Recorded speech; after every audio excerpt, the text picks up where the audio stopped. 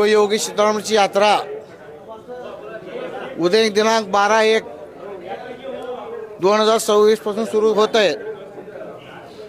तत्पूर्वी उद्या शुक्रवार पेठेतील शेटे यांच्या वाड्यात योगदंडाच्या पूजनेने धार्मिक कार्य सुरू होत आहे।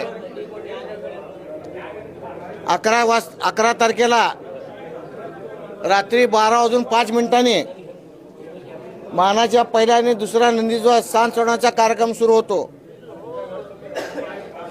12 तारखेला नेहमीप्रमाणे सकाळी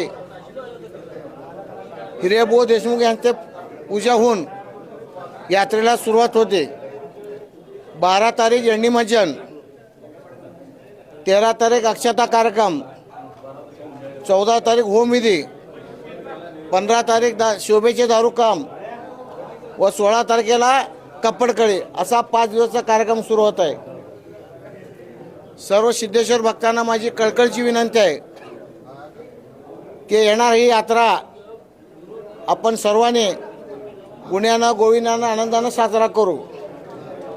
आणि ह्या यात्रेमध्ये महत्त्वाचं म्हणजे इलेक्शन एक लागलेलं आहे, त्यामुळं माझ्या सर्व यात्रेतील सर्व नंदीद्वारक असतील, मानकरी असतील, सर्व पक्षाचे उमेदवार असतील, त्यांना माझी एक कळकळीची विनंती आहे, आपण सर्वांनी यात्रेला अवश्य यावं। सोलापुराची सिद्धरामाची यात्रा आहे, पण ही येत असताना आपण सर्वांनी कोणीही कुठल्याही पक्षाचा बिल्ला लावून यात्रेमध्ये येऊ नका अशी माझी विनंती आहे। आणि ह्या यात्रेमध्ये आपण सर्वांनी मिळून एकच करायचं, सीतारामाचं नामस्मरण।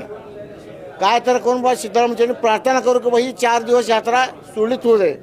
ह्या यात्रेमुळे आपल्या ह्या सोलापूरचं भविष्य आहे। ही जी आपल्या सोलापूरच्या यात्रेमुळे आहे। दुसरी गोष्ट सांगायची म्हणजे आता आम्हाला सांगू लागलेत की 2026 साल काय तर आहे, पण माझं काय जरी असेल तर माझं त्या सिद्धरामेश्वरमध्ये विश्वास आहे। येणाऱ्या 14 तारखेला काय ते दाखवतो, पण आपण सर्वांनी ही यात्रा आनंदाने गुण्या गोविंदाने पार करू आणि ह्याच्यामध्ये कुठल्याही राजकारणात आपण यात्रा सुरळीत पार करू।